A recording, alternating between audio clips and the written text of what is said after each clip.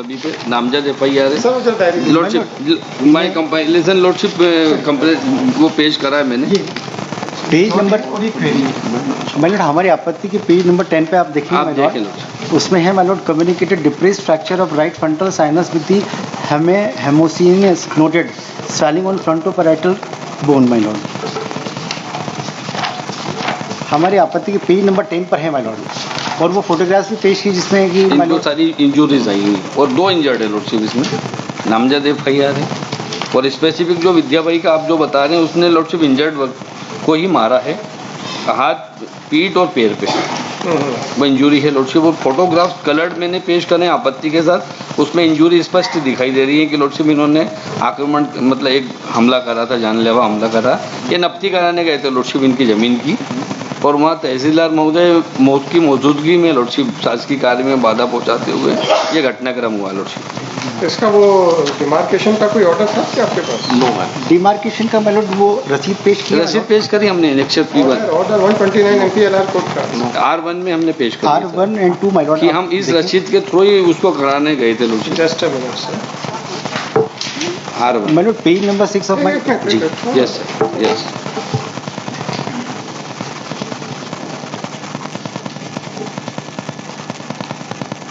R1 is the receipt। Yes my lord अच्छा sir, इससे क्या पता चलेगा?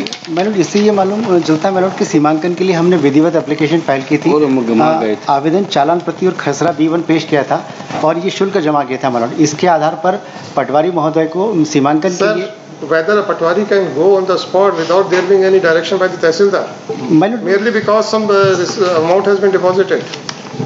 मैलॉर्ड ये My question is purely under section 129 of MPLR।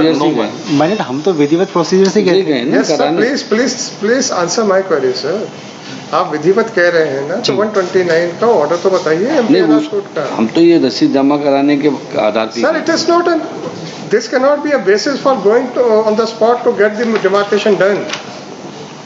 First of all, there has to be an order by the tehsildar, and then ultimately after the demarcation report is received, then a final order under section 129(4) of MPLR code will be passed by the tehsildar। This is the procedure। वो तो नहीं पेश किया So then sir, how you can go on? But my lord FIR में भी इसका उल्लेख है कि मैलॉर्ड आप देखेंगे आज दिनांक 23/11/2023 को मैं तथा मेरा दोस्त देवकरण पिता पूना जी मेरे खेत पर ग्राम ऑनलाइन खेत की नफ्ती कराने के लिए गए थे। कैसे गए थे सर, आप ये तो बताओ। तो मैलॉर्ड यहीं पर पटवारी महोदय भी देखिए आप। अरे पटवारी को छोड़िए sir, don't invite some objections or observations against patwaris। जी my lord. First of all, sir, let us confine to the provision of law। So please take out MPLR code sir। मैलॉर्ड वो डॉक्यूमेंट मेरे पास समझ MPLR कोड का बताइए ना sir, कि उसमें demarcation की एप्लीकेशन किसमें लगती है सर? डिमार्केशन की एप्लीकेशन किसमें लगती है सर?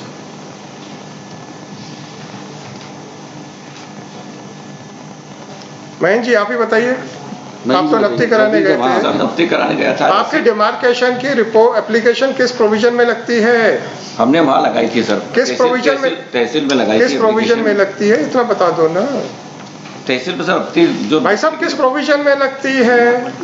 129 में लगता I know that 120 don't speak out sir, I know that। I just want to verify that whether the complainant who had moved an application, whether he is aware of not। Merely by depositing the fee, how can he say that he has obtained an order? How he persuaded the patwari to go along with him? पटवारी भी मौके पे sir मैं होगा पटवारी कोई भारत का कोई बहुत बड़ा अफसर नहीं है सर कि we are bound by it. Please justify your action that without there being any order under section 129 of MPLR code, how you can go on the spot to carry out the demarcation? That is the only simple question sir। मैंने वो आदेश तो इसमें है नहीं। Then what can be done? मेरा उसके बाद मैं क्यों क्वेश्चन पूछ रहा हूँ? Then opposite party may have a right of private defense also। That's why I am putting that question। मैलॉर्ड खेत मेरा था, खेत मैंने बेचा, तो मैं अपने There appears to be some land dispute between the parties, right? The civil suit is pending। Fine। Without obtaining any order, preliminary order for demarcation, you went on the spot। उस जमीन की नफ्ती करने नहीं गए थे sir. हमारी पास में जमीन है, उसकी नफ्ती करने, इसकी जमीन के लिए कोई तो भैया ओवरलैप हो रहा होगा, जो भी हो रहा होगा। अच्छा, where is that order sir? Please point out also। Please point it out sir, where is that order under section 129? ये सर है डायरी नहीं अरे इनको ही नहीं पता ना। प्रेस फॉर 1 वीक टाइम में वेरीफाई कर लेते हैं sir verify you have already filed your written objection हाँ yes sir and the complainant is an advocate. He is also not in a position to say that any order was passed.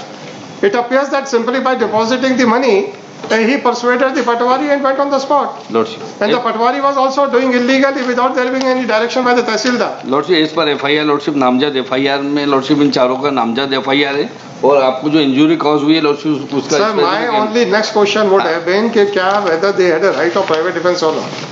If they had a right of private defense, then yes, they were entitled to cause some injury. Now, at the most, you can say that they had exceeded their right of private defense. Then that matter can be a different one.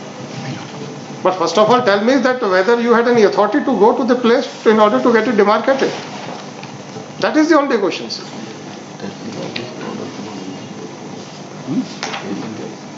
Order नहीं से होता है वही करते रहते नहीं है हैं ऑर्डर लॉर्डशिप जिस आदेश के आधार पर तहसीलदार महोदय गई थी तो ऑर्डर हुआ लॉर्डशिप उसके आधार पे गई है तो हमने फीस जमा करी है आई डोंट नो सर आपके रिटर्न ऑब्जेक्शन तक में तो है नहीं वो आपने वो आदेश पेश लेकिन हमने रसीद पेश करी लॉर्डशिप जो जिसके बिहाफ पे हम गए हैं लॉर्डशिप कराने सर आप तो ये कहो कि आपने पिटीशन फाइल की सपोज और पिटीशन की कॉपी लगा दें और यहाँ से डिमार्केशन कराने चले जाएं और तो क्या हाईकोर्ट का अगर कोई ऑर्डर ही नहीं तो आप कुछ कर लेंगे क्या merely because you had deposited the requisite fee can it be treated to be an order directing the Patwari to carry out the demarcation? That is the only question. Merit वो आदेश तो पेश नहीं किया वो आदेश पेश नहीं करा है बट माय लॉर्ड आप इनकी अगर इंजरीज देखेंगे माय लॉर्ड जी माय लॉर्ड फ्रंटल बोन पर फ्रैक्चर है माय लॉर्ड और चारों के हाथ में माय लॉर्ड लकड़ी है चारों के मारने का मैंने आपसे एक ही रिक्वेस्ट की थी मेरा ये क्वेश्चन जो है ये फाइनल क्वेश्चन नहीं था जी मैडम जी इससे नेक्स्ट क्वेश्चन आता है राइट ऑफ प्राइवेट डिफेंस अगर कोई अनऑथोराइजली जाता है तो then they will not have any right of private defence unauthorizedly जाता है तो yes they have a right of private defense. Private defense is not an absolute right. They can exercise their power right of private defense to some extent only, so long as the threat to the property of their person is persistent. मेरा question था with an intention to verify the second aspect.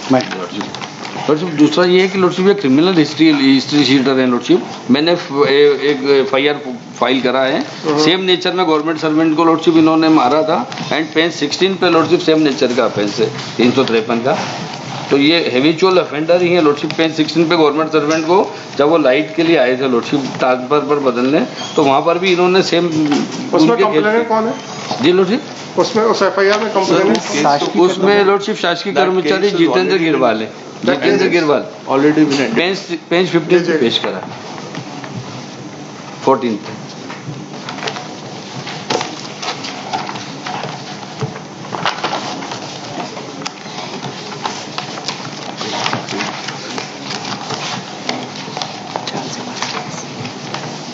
चलिए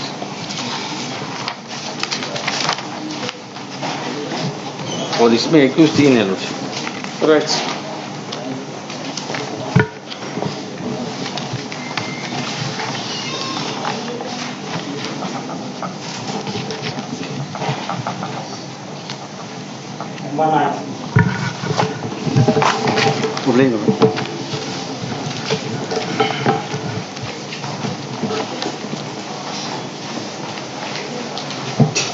जी sir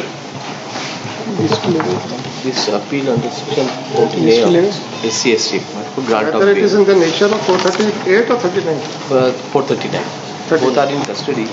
There are two he is in applications. custody from 8/11/23 8/11/20.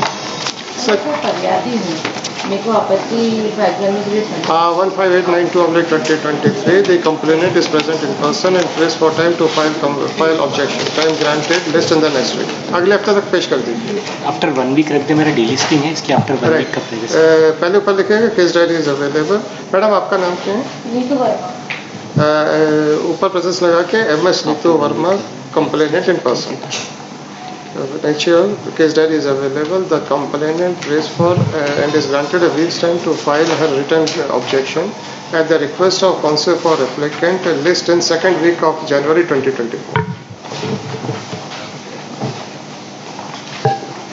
Water